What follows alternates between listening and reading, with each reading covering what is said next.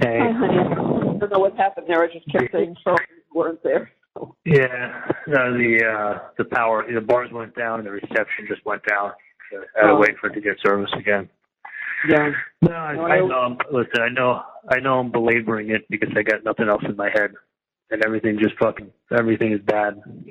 So it's one thing I can kind of focus on and rehash. That's right. That's all right. That's right. It's fine. That's all right, Charlie. It's like it gives me something to focus on or talk about. Otherwise, everything else just is really hard for me right now. I know that. It's like everything is a trigger.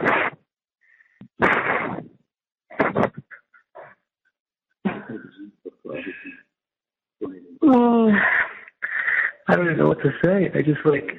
I've never been like this, but it's like usually I always focus on something. This is like I focus on the appeal, and then I think about it, and I'm like, check out your last name, and check out where you are, and you didn't have one fucking juror. With all the guns that you brought out ablazing, with all the work that was put into it, with everything that you fucking brought to the table, you couldn't get one. You couldn't even get them to deliberate. You couldn't even get them to. Dan was telling them what wires to listen to, what time. They didn't have to listen to the whole wire. Go to 3 minutes and 36 seconds. No, they weren't even listening. They weren't even taking notes. Like their minds were made up. Dan was telling them to go to this wire and to play the wire and hear it for themselves at 3 minutes and 34 seconds. You know what Georgia did? She had a photocopy of the transcript with the words highlighted, so you could read it on the screen for yourself right there. You didn't have to go back to the jury room. Read it right now. I'll read it to you. Like, I almost feel like, you there? No. Yeah, I almost feel like Dan should have had, if Dan made it for a 5th grade level, he should have made it for a 3rd grade level. He should have had the photocopies with the highlighted words saying, it's not done like this. I know for a fact. But everything they explained away. Yeah, but they heard that. They actually heard that over and over. It's just, I don't know what didn't penetrate. I don't know.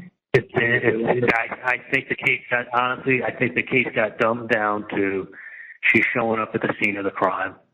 He's telling me she didn't know. If she knew, then they're involved. If she wasn't showing up, okay, I could believe it maybe. But her showing up is the icing on the cake. And that's why they opened with it, and that's why they closed with it, and they even gave their simple explanation, which is she couldn't help herself. And look, 99 out of 100 times, if, in a case like that, I guess it would make the most sense, except that's not what happened.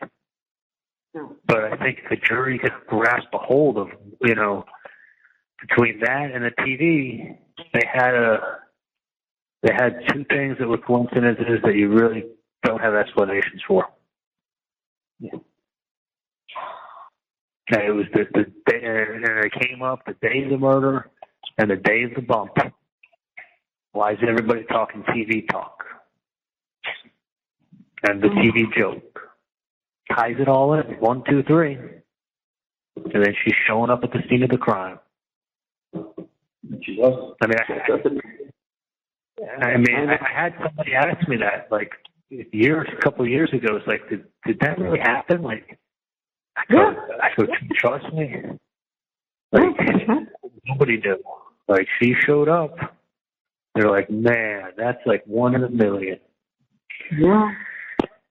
And I go, yep. So you mean to tell me 1 in a million you're right? The other 1 in a million you're innocent?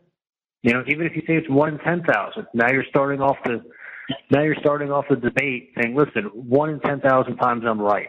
All right, you want to bet I'm right on this one? You can't win it. You can't. Once somebody in their head says, if that's really her explanation, what are the fucking chances? That's near impossible for me to conceptualize. I guarantee you if they pull jurors, that's going to be the thing that's stuck in their head, that they they knew right then and there it was either a coincidence or it was a lie. And it's the coincidence has to be 1 in 10,000. And maybe they're sitting there saying it's one. I'm saying 1 in 10,000. Maybe these dudes are saying it's 1 in a million. She had to be a part of it. She's showing up at the. You know what they always say, like that expression. It's like you showed up at the scene of the crime. Right. Like they always use it in like detective movies and like. Sure. Right. It's a lie. Like you're at the scene of the. You showed up at the scene of the crime, but she didn't know anything. Like. People start a fire and then they show up to watch it. I mean, it's just been on TV forever. It's always I mean, it would be like. I mean, you know what it would be like? Do you remember? That mafia guy in New York, Paul Castellano? What's the last name? Castellano. He was shot getting into or out of Spark Steakhouse in like downtown Manhattan. Oh yes, okay. I didn't remember the name. It was like that's when John Gotti became like the head of the Gambino crime family. Is when Paul Castellano got shot, and they did it like it was in like downtown Manhattan at Spark Steakhouse. I just seen it on the news enough. That's all I know. Wow. But that's it was like real violent, and it was like he was either getting out of his car or walking into his car out of the steakhouse, right? Yeah. And that would be like saying somebody who absolutely hated Paul Castellano, like who had beef with him of some sorts, like who lived, 15 miles away, like pulling up at the scene 30 minutes later. Or even like being there while this actually happened. Right. Like sitting in the restaurant while this happened. Like, it's one of those things where you go like, okay, like this guy's this is happening. Manhattan's a big city. Okay, why the hell was this guy here? You could say, well, he was eating dinner the same night at the same restaurant. Okay, maybe. But, like, he was going someplace. He was going to a liquor store, passed 4 liquor stores, took alternate routes, and ended up right there at that time. Like, that's a good story. Like, that sets the tone for everything else. Like, that puts a bad taste in your mouth. Yeah. Yeah. It does. No. You showed up at the scene of the crime. From your house to his house. Like, what did it say? Was it a 17-minute drive? I think so. I think that's what they said. Yeah. I mean, and then they put up slides to show liquor stores were like 5 minutes from her house. And she's driving 17 minutes. Like, I mean, I get it. I still would go to CVS right by Nova. Yeah. There's closer ones. That's where you go. Oh, and I pushed that same pharmacy across the street from Nova. I don't know why. Maybe you can do that with liquor stores or pharmacies, but like, I still went to the CVS liquor store and the CVS pharmacy. Yeah. But anyway, I mean, like, what I'm just saying is, like, if I ever were to get an appeal, and listen, Dan told me this. I'm sure he told you the same thing. He said, appellate lawyers are expensive. Spend some money on the appellate lawyer, but don't look to spend a fortune because it's hope. You got to give yourself some hope. It's going to take 1.5 years, 2 years, and maybe something will happen, and maybe someone will write something about the case, or something will come forward. But then you got to get a new trial. And I always, what sickens me is that it's not me getting a new trial like most people who are on appeal. They get new trials or whatever. Nobody really knows about the case, or it's an old case, or you pick a jury, you show up for jury duty, you don't know what the hell case you're going to get on. This would be a circus times 2. This would be the fourth trial based on this shit. Yeah. Like, it would be a circus again, big circus. I mean, you would have to get moved out of Tallahassee, but the circus will travel. And for as well as our case was put together, you couldn't get one fucking person. You couldn't even get the jury to pay at any time. They had already decided. I mean, it's just They did. okay, I did. Oh, They did. yeah, no, it was. And, as you know, when I was being brought to court on Friday, so the black guy who was going to court with me at the same time and everything, he'd been here 3 years. He got a public defender. He had a first-degree murder charge. Been here 3 years. The guy's last name was Brown.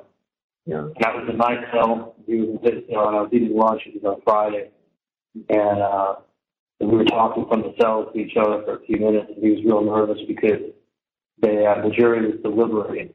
The jury started deliberating at 11 o'clock in the morning. I came down for lunch, brought him down there. Again, it was at 1 o'clock on Friday. I was like on top of the world. I was like talking, like happy and testifying, and was like telling me how great I did. Kate was telling me how great I did. Jury consultants that were watching it said I did very well. He said it was the best he's seen me, like, as far as being straightforward and like precise, and, like, composure. You know, like he said, you knocked it out of the park. That was his word to me. Was you knocked it out of the park. Everybody said it. I went down and I talked to this guy, and this guy's all down. What's going on? He started talking about his case. He said he had he's got his girlfriend, his baby mom. She's got an ex-boyfriend. She also has a kid by him. You know, they had words. You know, he told him, like, you know, if you got a problem with her, you can take it up with me. You know, don't talk to her anymore. You want to talk to her, you talk to me. And then the guy showed up at the house, and he said when the guy showed up at the house, he reached for a gun in his jacket. And as soon as he reached for a gun, he pulled out his gun, and he shot him like 8 or 9 times. And he's like, one of the last shot was in his head. So he shot him like 8 or 9 times. He's like, man, it was self-defense. And I'm like, good, stand your ground. You're fine in self-defense. And he's like, yeah. I'm like, did the guy have a weapon? He's like, yeah, that's the thing. You know, when the police, he's like, when I shot him and all, I went back in the house, and when the police came, he didn't have a weapon on him. So he's like, so they were charging him with first-degree murder. So when I was there on Monday, I was talking to one of the officers for a few minutes when I was down in the cells waiting. They're talking me through the bars, and they were telling me, man, like,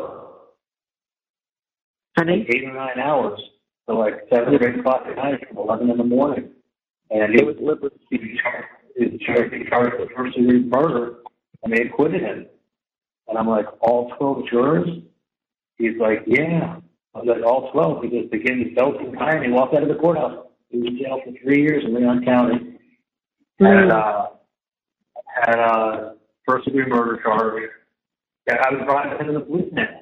I stood with him in the morning. He was the other guy dressing as me. His last name was Brown. And he had a public defender, sat here for 3 years. The guy was unarmed. You know what they said?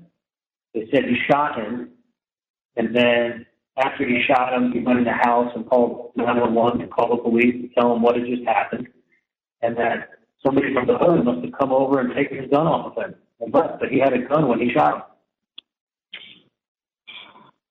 And he said he had a gun. He saw it as he was pulling it out. He goes, but when I shot him, I shot him a bunch of times, ran in the house, called the police, and someone from the hood must have come over and taken the gun. And they said when the police showed up, they said there wasn't anybody standing around. There wasn't people around. Nobody had known that. Then that's what the cop downstairs was telling me. He said there wasn't a crowd. There's nobody around. It wasn't like, it must have been one dude that saw him fall, ran, stole his gun from him, and then kept running, and nobody saw that guy do that. So they have no witness of anyone taking a gun. He just swears that the guy was armed, that someone from the hood, after he fell to the ground and died, went over to the murder victim and stole his handgun from him. And the jury acquitted him. And that's on Friday.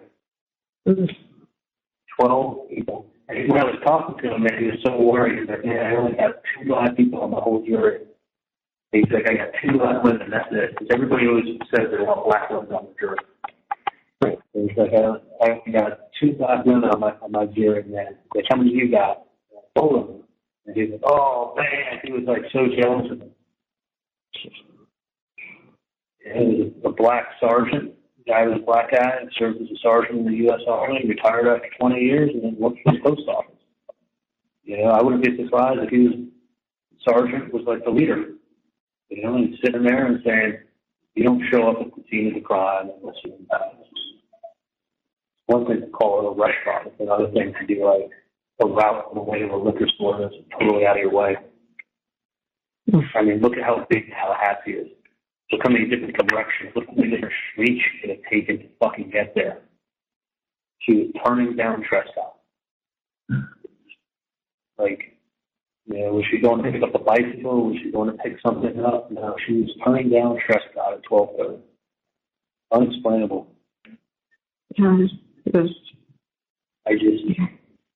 listen, I'm not a jury consultant. I'm not the lawyer, but why was I so right about what it was going to look like up here, and they were so mistaken? Like, you have a world-renowned, the guy who's the best at what he does in picking juries, like the best. He is the top. That's right. You couldn't manage to get one vote. That's because you break it down and say, what are the chances of her turning down Trescott at 12:30, leaving her house, talk to her mom, talk to her bro? She couldn't help herself. The only logical explanation. I mean, the shit with, like, you know, even if she wanted to go to that liquor store, there was a one direct route. The only way that she went, that was what she always knew, and she's bad with direction. But it's like, you're this brilliant person, but you're so bad with direction. It's kind of like hard to understand to some people. You know, you got this brilliant mind, but you can't find your way out of a paper bag. It doesn't flow. You know what I'm saying? The people that are that small have a sense of direction. If you don't been in town for 8 years and you got electronic devices, so you're taking even the long route to go to that liquor store. There have been 4 liquor stores that are closer. These are simple people. And even if you're not a real simple person, you look at that and you go, what the fuck are the chances? Yeah. And that's before you start piling on all the other things now you need to explain. And that's before you get to your TV. That's just what the fuck are you doing driving down Trescott at 12:30 when the like, it's just, that's why I feel like, listen, I don't want you guys to give up, but I just... We're not. We're not. No, this is never going to focus. That's one thing I really go down a rabbit hole. But I just, that's very, listen, if the trial was going poorly, I would understand. I know. It was not going poorly. No, it was going. Everyone told you, not your parents. Everyone told you. People I know, everyone. Yeah, and then it's like, okay, did the witness get to say something? Did I screw up something? Did Dan screw up something? Like, no. It's called the pile of shit that they were able to make out of taking things out of context, and TV set, and when they showing up at the crime scene is enough to say beyond that. And also dressing up a probable or reasonable doubt to make it be like, common sense, you know, if you think he's guilty, but listen, I think that somebody showing up at the scene of the crime and they don't have a fucking real good reason why they're there to be backed out, I say that's super fishy. Yeah, I understand. Like, you showed up at the scene of the crime. Like, how else do you know, if that was the only thing, that would be one thing. But it's like, that's why showing up at the scene of the crime and the fucking TV became like two things pounding in people's heads. And you combine that with all the other fluff, and you have exactly what I said is going to happen. Is how it happened. My words were, you don't stand a fucking chance, even though I know the truth. Yeah. You don't stand a fucking chance. Like, how could? But I just don't get how everybody like the trial. Here's the other thing, Mom. That the trial went really well. Like, it didn't go bad. There were no surprises. You know, Dan was hitting on all 8 cylinders. You know, I was nervous because I've never testified in court before. Like, you know, you can forget something or stumble or like, you know, and really, you know, be made to look bad. If anything, I thought it helped my credibility when I got up there and they liked me, like agreed with like the personality kind of came through a little bit. Like it did that, but everybody said that. Yeah, very personable, really pleasant. Like, just be myself. That's the word everybody used. He's likable. He's a nice guy. I mean, she tried to say, like, to make me look bad that she was talking about my mom using these curse words and saying this. I go, honestly, it's just like, you make me laugh. You say the word fucker in court. Right. Like, yes. She said it a few more times trying to get me to laugh, but I wasn't going to laugh. She kind of took me off, like, sure. It's where not my head exactly was. to do. It has anything to do with anything. You know, she was. Yeah, but she sounded like she had Tourette's. I mean, I wanted to say that, but you don't want to say that if you don't know if anyone in the jury's got a family member with Tourette's and then they think you're insensitive. But I wanted to say, like, you sounded like you had Tourette's. You were standing there screaming out curse words one after the next, like rapid fire, like not in the context of who it was being said to or why it was being said. You're just naming out curse words, standing in the middle of the room screaming. It made me laugh for a second. You know, it's like, that's all I was laughing at. Caught me off guard for a sec. But she really, like, I was in such a good mood. Saturday, I remember calling my Smith, and I was like, she started asking me, how old is Maria and what did we do for days? I knew she had nothing else to ask. She was out of questions. She didn't know what to do. Yeah, I had the answers to the real questions in the case. The other answers I can't give her an answer for is a liquor store and the no COVID TV. Yeah. No, you can't. No COVID. You can't. It's still like, someone presented this case to me, and they said they told me her reasons for going, you know, to why she was traveling on that route, on that street, on that time, on that day, instead of the other liquor stores or taking another route. I would say, boy, something doesn't smell right. Like that would really stick with me. Is that she showed up there randomly. That hates every other thing. And I think after that, every other thing has to be like a bulletproof answer. Not an excuse without an explanation. Because listen, there's people who showed up at the scene of the crime and have been convicted before, just for showing up. Yeah. You know, like. Oh yeah. She's identified at the scene of the crime, showing up to watch the fire burn after her delay. It's just pretty much what it was.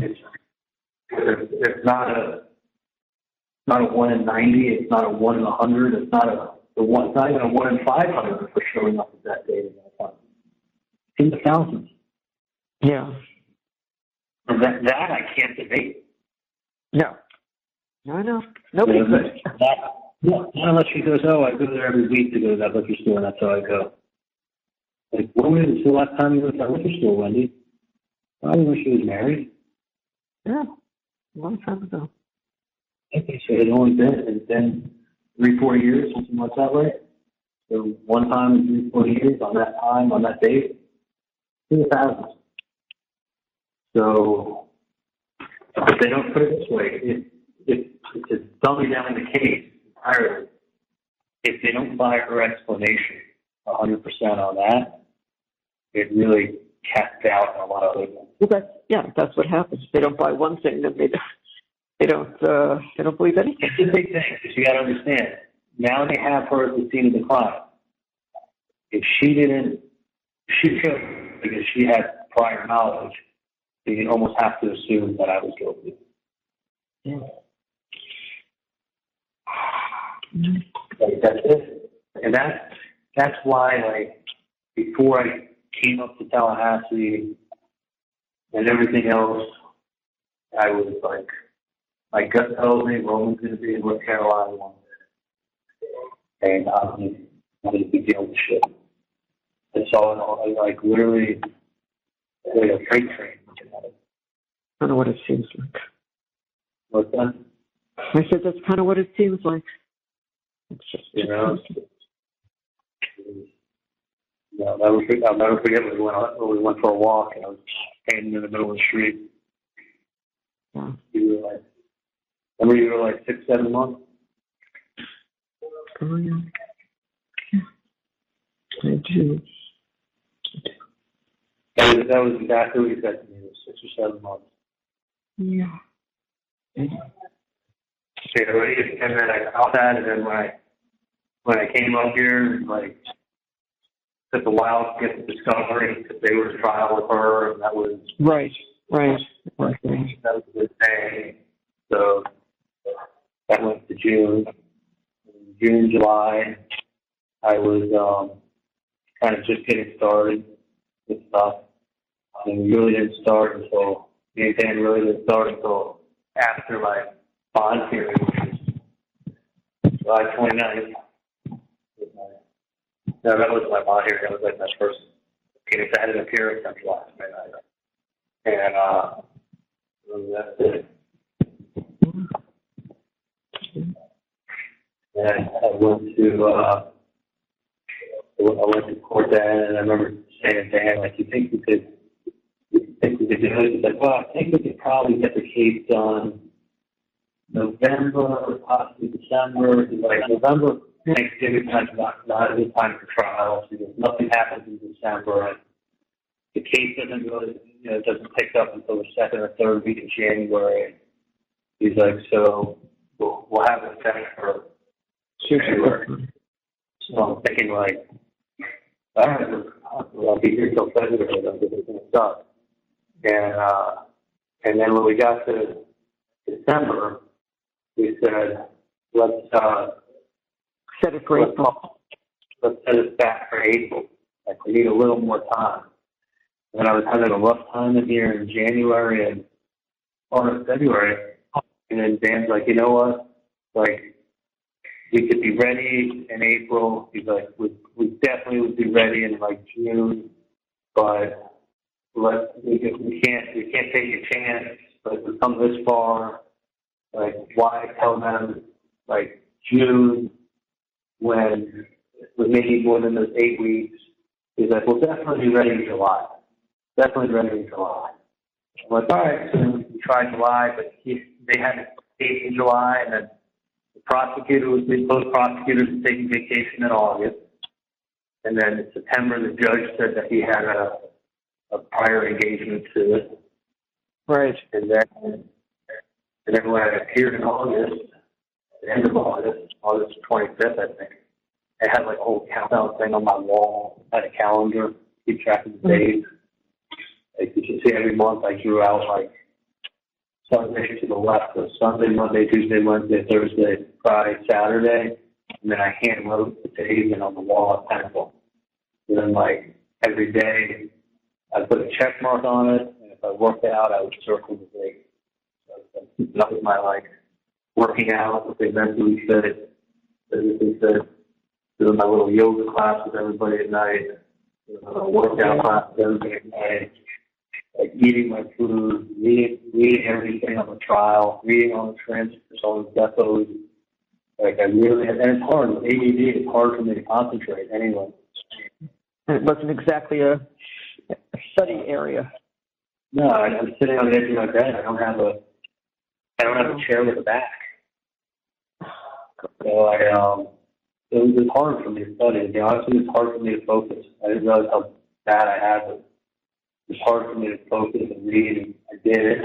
And like I forced myself hours, and I went through everything with Dan, and it was like, we're ready. Yeah. So when it comes down to it, my initial gut feeling was that what was right. Like, looking back on it, like, you know, Dan Higgins, he left it all out there, like, he did the best he could. Like, yeah. Like for fucking, you know, having the best lawyer who's working his tail off, who had that team behind it. It wasn't just him plugging away in his solo office. He had a team. He was doing each guy with him. Like, he could have kept a whole lot more for himself if he just did it himself and didn't bring someone else like Kate. He brought Kate in. I know. You know, and then all the people he had in his office, like, he had people that had so much experience and knowledge and just constantly, I mean, we did the mock jury. We had 25 people on the phone for the mock jury. I know. You know, like, everything, you know, the feedback was tremendous. You know, so that got me, like, really, really pumped. You know, and then having Josh Dubin up there, like, I can't thank you guys enough for doing that. You know, like, having Dubin come up here and his team, and he was sending that guy Renato down. Renato met with us a few times, and Renato was constantly on the phone with Dan, and, you know, the same fucking evidence from 2016 that they, you know, that they just literally made a Dateline special with. It was no different than a Dateline special, but with autopsy photos. And leaving them up on the screen. Not just clicking on it, but, like, look at it while I talk to you. Yeah. He was stripped down with little blood. It was horrible. It was a horrible event. And that's what people are looking at. And they're getting furious. And you got some Miami bitch who put down Tallahassee. She thinks she's better than everybody. She even wrote it in her book. She was showing up at the crime scene. Like, those are two facts that you can't dispute. She wanted to leave, and she got to leave. She thought it was a little stop on the way to nowhere, on the way to civilization. Isn't that what happened? And didn't show up on the 18th. And your mom and your brother both spoke to you that way. Like, that's what the case was about. And then while your TV was getting fixed, and your mom and your brother's making a TV joke, and your mom's using TV code when someone approaches her, why doesn't she just say how much money it was? She's old and she's rattled. She's scared. No. I was sitting in front of the TV. That's exactly what. Yeah. Well, no, I'm saying, but why you were being like, saying, you could have just said the TV, they asked for $5,000. I asked you, I'm like, I'm going to take it back to you. It was 15 years ago, playing Family Feud. You said, name an item that costs a couple grand. It was that TV. It wouldn't be a blender. Yeah. You know, it would have. But as you said, one thing alone, it's not one thing alone. It's just, it was, and it wasn't even her presentation, really. It was her making it, just basically dumbing it down. Let's dummy it down to a couple of things, you know. Yeah, false. It was false. Use your common sense. She couldn't help herself. She showed up there. Even his best friend said that he said this. Like, she's getting eyewitness, or she's getting, you know, people to come in and say I said things. Like, all fitting together. She's getting it all fit together, folks. And she showed up at the class. Yeah. She couldn't, and listen, if you told that to 100 people, with the explanation that believed me 10 times since you've been on the phone, they would say, what are the fucking chances? 100% happened. Yeah, but what are the chances that it's random? Then that's when you go, if it wasn't random, then she's involved and they're involved. But then you got all these other people making comments and saying shit I never said. Which kind of which all fits the story. It was a Dateline. It was like sitting in the courtroom and watching Dateline. Like it deviated from being a trial to being Dateline. Yeah. Cut and paste. Folks, they like talk with that voice, and they're like, kind of like, and look what happened next. And then look what this person did. And look what this person did. Like, all normal events. I guess, I guess it's just, I literally picture myself coming home. Mm-hmm. We all did. It's a shock, Charlie. Shock to you because you're living it. Shock to us. We can't believe this happened. Cannot believe. Yeah, it's literally 48 hours, and it feels like it's been weighing on my chest for 48 days. Not even 48 hours. It's Not still even fresh. No. I mean, I don't know how it feels to you guys, but it feels like it was 48 days ago. That's my body. Yeah. Dad said to me this morning, I feel like it's weeks ago. All that has happened in 2 days. I feel like it's weeks already. Yeah. I know. That's exactly what I said, Sean. Yeah. Exactly what I said. It doesn't, it'll be, I mean, it's not even 48 hours. And I literally feel like this has been like too much. Just too much. It's just, you gotta understand, it's like, I know not to give up hope. No. But at the same time, don't give up hope, because you can win an appeal, you can get a new trial, like it could be jury misconduct, all those things can happen. It's like you're gonna have to get used to the idea of making a life for yourself. And I just lost it when I was there, and Kate went to the side. I can't even you know, you have a life. No. You were coming home for your life. We were all waiting for you to come home. It doesn't seem real. I mean, it's just like, it doesn't seem like if I did it, or if I was fucking, having the trial go bad and I could see it happening, it's just like, Nobody's sorry. I'm giving my stuff away here, thinking like, I was feeling I didn't even feel like I was in jail. I was just like in a zone. Yeah. Mentally, I was like, I got a list of numbers on an old sheet of paper that looks like it's been through a war. There's only a few numbers on there, people I still speak to. Whole list of numbers. Just a few people I actually speak to. And I said, I'm going to keep this list with me when I get it out, so I remember who my real friends are. That's why I took it and put it in that red folder with some papers. And I brought it with me to the courthouse. I didn't think I was going to be coming back to my jail cell. Dan thought he was driving you home.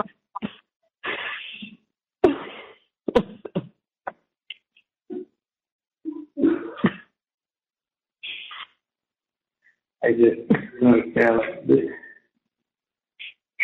thought I was going to do so much stuff back. I was even thinking like maybe I won't end up living out in Asia. Maybe I'll end up staying here and having a real solid relationship with him. And I was thinking I'd go out there for a while and come back and probably end up staying here, and it'd be like people would know that I'm innocent.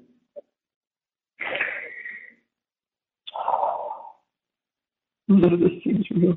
None of this seems real. It's like I'm talking to you, but I don't believe it. I don't believe it. I don't believe it. Yeah, like everything's great. Everything's great. What else is good? Everything's great. I'm doing good. Stay strong. As long as I get out of here, I'll be fine. That's what you said every single time. I'm fine. I know that one thing I've been told many times is where I am now is like. You've told me. I know, Sonny. This place is like paradise compared to the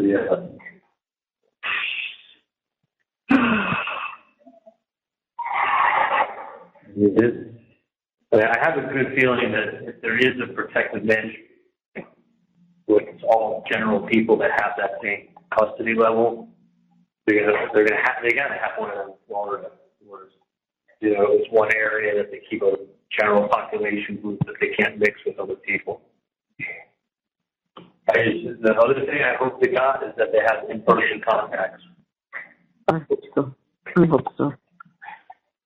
I asked one guard I was asking last night, he said, I don't know, the EOC changed a lot of stuff after COVID. It also cut down on all the contraband that was coming in. But I don't think it's humane to not have people get contact visits. No, it's not. And I don't know. I've done a little research. I can't find anything yet, so I have to just wait and see where you are and what the story is. Evidently, it's a little different in different places, so I don't know. You have to allow to get contact visits? I'm sorry. Some places, but I don't. I mean, I'm not on the computer now. I don't know, but you don't know if that's from 21. You don't know if it's from 23. I mean, it's. Yeah. It's just, I gotta tell you, thank you for staying on the post and so long. Oh, please. Good to have you guys. Sean, really good to be here. I love you. This is just a disaster, and we'll get through this.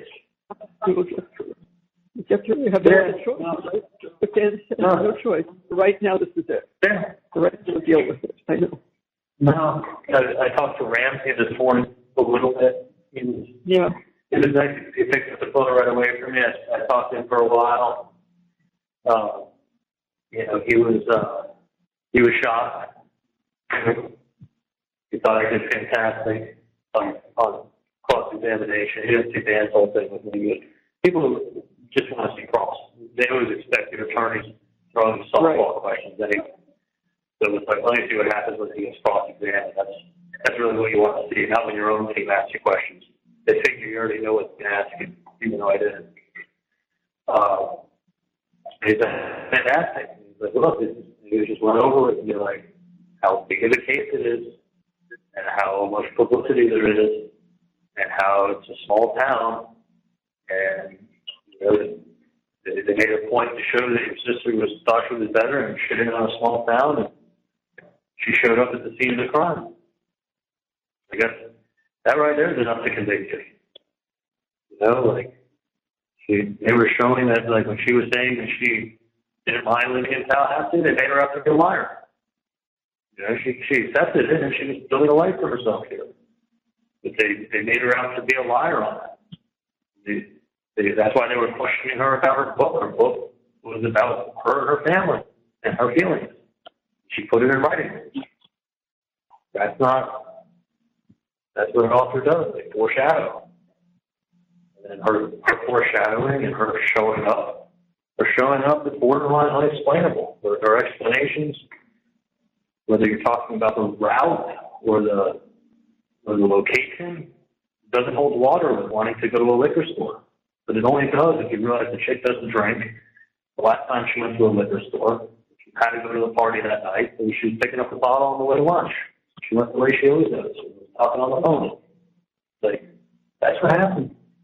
But you just go, what's the probability of, her going to that liquor store at that time, that route, on the day he shot, and her turning down Trescott? Pick another street in fucking America to turn down on that day on that time. She had to be going to make sure, as Kaplan said, she couldn't help herself.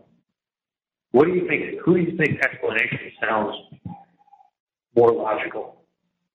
The excuse I just gave, or the ex-wife who couldn't help herself? Who claims that there's no benefit to Kaplan starts bringing up the millions. That's why when I was on the stand, I was like 90% of it's in trust. She can't touch it, and it's for the kids. I think I handled that pretty well. You did. And then you said, you don't know all her personal finances. How would you know? But the money is for the children. It's not for her. Yeah, she's not even the executor of the trust. She's not even in control of it. No, sure. But Kaplan was like, but it goes through her to get to the kids, doesn't it? You know, she was just, it was painting a picture, and that's why it's been on Dateline, it's been on everywhere else, is that there's so much of the picture to paint. There's so many coincidences that you make it seem like, but they were fucking coincidences. But it doesn't, I'm telling you, when you start a story, when you start out saying it's a 1 in 10,000 chance this person's telling the truth, you're fighting in a near impossible battle for that. Everything better line up with validation of what you're saying is what happened, with rock solid validation after that one. So then you just go, oh, the only piece of the puzzle that doesn't fit is when he's showing up there that day. Otherwise, you just pick at everything. And then between the fluff, you put up an autopsy photo. You know, that's, you know, and then it's like, you see, it's all cutesy, and then you see what happens. It brings you to a very serious train of thought. So are we going to say that this was just a coincidence? And if it wasn't a coincidence, you got to convict. And I think that it, you know, and that, which just gets me to like, I knew almost all this stuff, like months and months and months before I got picked up, by 2020. And I sat there and was in denial.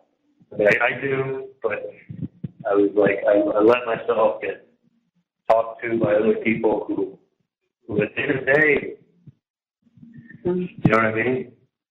Yeah. And it's like, it's just very, it's like I knew what I wanted to, I knew what I thought, I knew what I wanted to do, I knew what my gut told me, I knew what I had up here. I mean, it's hard for me to think that, like, I knew what I had up here, but all these other people, that I was wrong and all these other, that I was right and all these other people were wrong in what they thought. I don't know if they really thought that, like, or they were just hoping, you know, like hoping and benefiting at the same time. You didn't stand a chance up here. You could have brought my dog up here. He would have gotten convicted on Monday also. Like, you know, it's all the auxiliary stuff that they brought in, and I knew that I thought in my heart of hearts, like, you know, I knew the truth, but I'm like, I mean, when I talked to someone about it briefly, I said, yeah, 1 in a million. I know, crazy, 1 in a million. It should have clicked that, like, dummy, you're saying it's 1 in a million or 1 in 10,000. Everybody else is thinking the same fucking thing. Now go try to convince people that this is that one that doesn't look like what it is. And you're sitting in Tallahassee telling them that when did you go down Trescott because she was going to a liquor store. Like, just about the purchase she made at the liquor store, they were photographing a liquor bottle. Because they thought they had it with that. And what's the chance that that's what they wanted her to bring? Well, there's 5,000 things in a damn liquor store. And I'm just saying, I really don't know how many bottles there are in a liquor store, but it seems when I go to a liquor store, there's like 5,000 different items that you can buy, right? Yeah. I mean, you could literally pick up like 5,000 different types of wine, champagnes, bourbons, rums, tequilas, scotches. She ended a drink. It's probably the one and only time in her entire life she ever bought a full bourbon. Like, that alone, like, with she had no invitation. If she had no invitation, that alone would have been like, that's too crazy.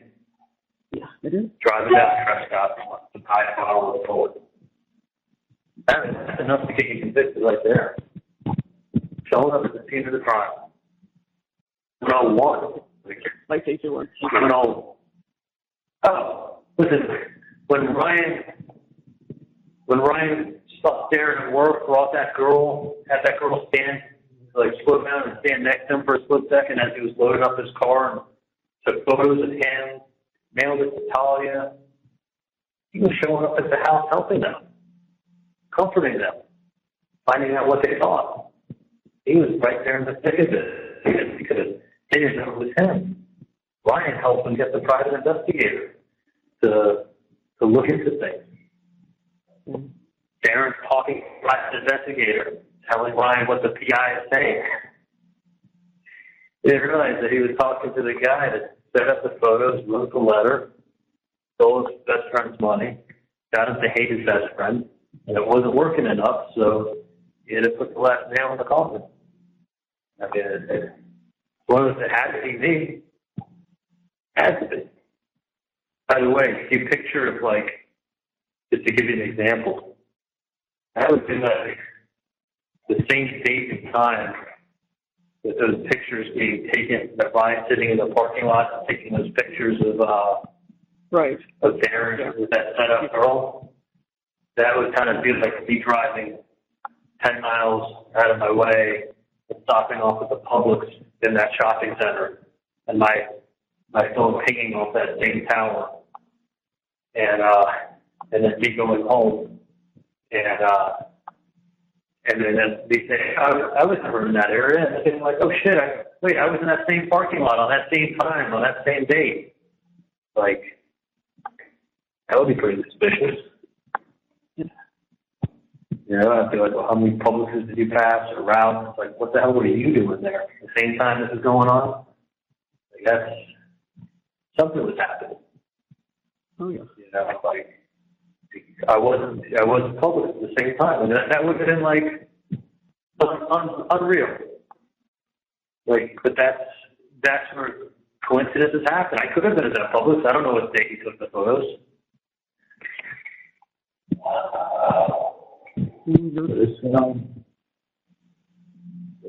It's one of those things that just,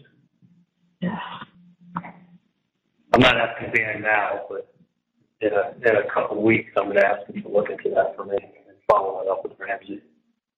You know, it's funny you said that because I think Dad can. I think he can, along with Alex. Yeah. What, have you talked to Alex about it? Dad has been in touch with Alex. Not in the last days, but because Dad was working on that. Hold on. He was asking about U.S. legal funding. Oh. He was talking about Ramsey, rather. Oh. He's the U.S. legal funding, right? The right one, yeah. And I said, you and Alex have been working together to get things straightened out. Oh, right. Financially, yeah. So just hang in there because we are. I shouldn't say we are. I'm doing that. Okay, because Ramsey, I spoke to Ramsey this morning, and I said to him, I'm sure Dan he's done nothing but this case for a long time, and he's literally been up here for 3 weeks, so I'm sure he's got tons of matters to attend to with his office and his wife. And his wife's been put on hold for a full 6 weeks, pretty much. I mean, he sleeps and drank this case for at least the last 6 weeks, putting it on godly level hours, living up here for a couple weeks. And it's, I'm not going to ask him to do anything about Ryan, like, this week, next week, following week. But within, like, 2 or 3 weeks, I'm going to ask him if he could, like, take a look at some stuff from that. Just you're saying 2 or 3 weeks from now? Yeah. I don't want to. Yeah. I want to catch his breath for that. Yeah. You know, and I know that he even told me, like, I thought he was getting me out, but he was like, don't. He's like, when I get you out, don't ask me to do that the next day. He's like, give me a little time to catch my breath.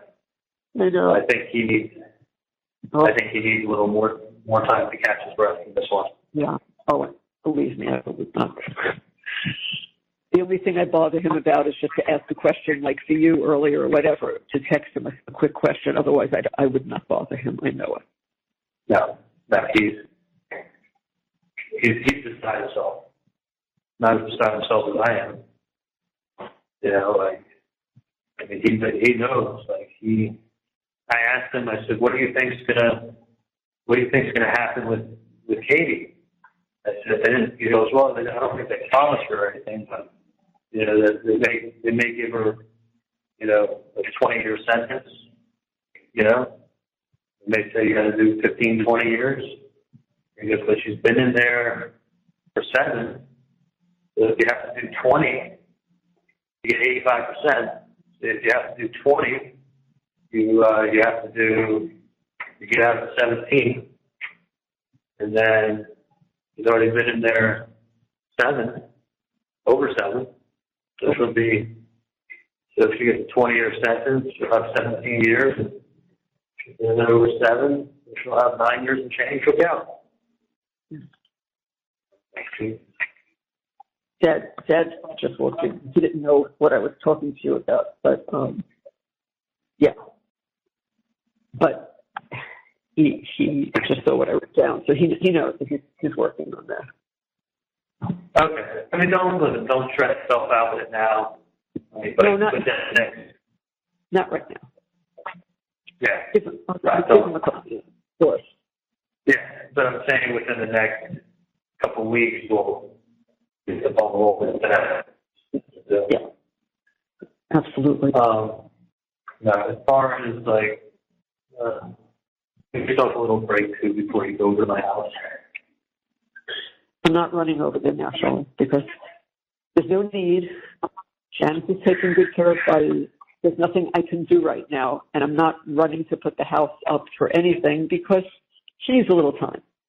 She needs to be able to look around and find something. It's not fair. I'm not going to do that. Well, no, she's not only does she need time. She can say that I sold and rented, but she needs to have those bedrooms upstairs because then will walk in. They can't look like they're storage closets. So if she wants to go get another storage locker for $300 a month, and hopefully don't sell the house for 4 months, or don't rent it for 4 months. Like, look, she needs to take 4 months of rent. Yeah. It maybe 1 month. I don't know. I don't know how quickly it'll rent.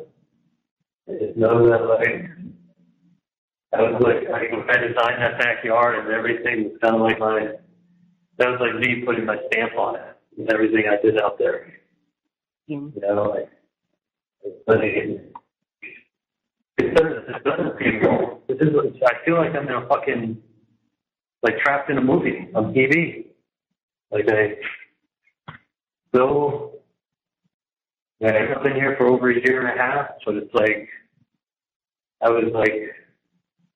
it's the weirdest. It's never been as much of a swing of emotions in my life as anything.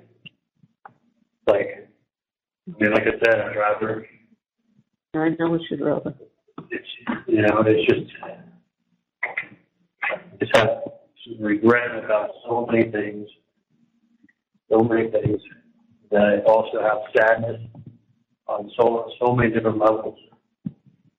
The sadness, and I just have regret on so many different levels. And then I think of Roro, you know, the last time I saw him, I literally ran away. I like patted his head as he walked away to breathe mom and gave that lunch for lunch. I thought that. I just remember like last day exactly how it was, and I saw him a good time. It made that moment at the house. I came over that morning. Yeah, that's right. Then I took him to breathe mom and we went to talk that. Sure did. Dad drove the Lexus, I drove the Mercedes. Top hat, I dropped home and off right around the corner. Went inside, had lunch. That was on Monday. It sure was. Yeah, my brother talked to you, and your friend's kid who was looking for a free place to stay in Miami, stay at your place. I said, what the fuck are you doing having that guy stay there?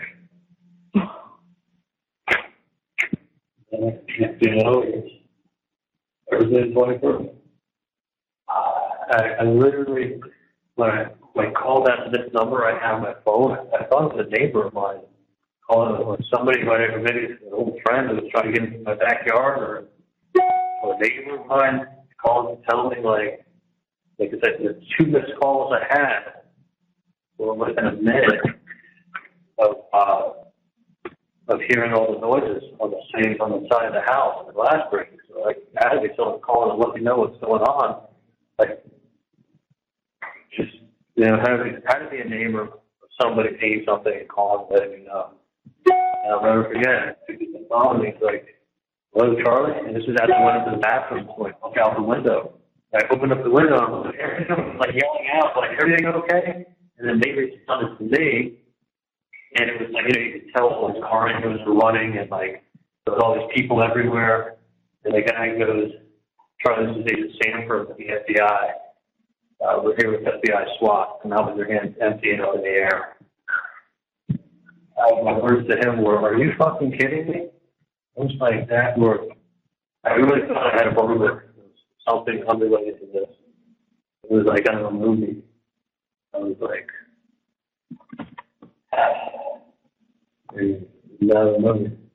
like going outside and taking a bottle of bubbles, walk outside.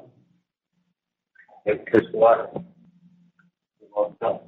Thinking like, "Oh, this is going to get resolved. This is going to be fine. This is going to be taken care of.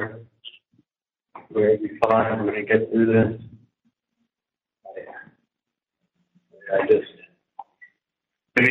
I never really, Marcus sort of told me don't watch these shows on TV or anything like that. I think I thought it was bits and pieces and stuff, but like, I think maybe if I would have watched the full one. But that's TV. You don't think they're going to do that in a courtroom. No, you don't. Folks, what is it? And listen, I get it. I've done it with you for an hour or two. Like, folks, what are the chances? I said that to people. I said, what are the fucking chances that this happens like this? And their answer is, that's crazy. Yeah, because if that's what happened, that's crazy is an appropriate answer. But it's like, you say that's crazy once, you say that's crazy twice, pretty soon you're doing is saying that's crazy. Or could she just not help herself? I mean, 9 times, not 9 times, I'd say 9 out of 100 is showing up for a reason. No.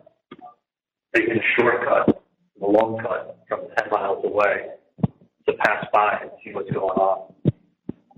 That right there, I think if I would have had analyzed it as much as I am today, I would have come to the conclusion that I don't know if people who never thought they have this.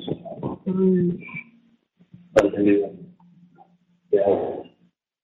Yeah. Yeah. Mm. Oh, hon. Can you hear me? Oh, don't tell me it's cut again. Shirley? Yeah, it just clicked over. Every time it gets to like over an hour, it clicks over. Thank you for watching. Please like, subscribe, and turn notifications on so you don't miss the next one.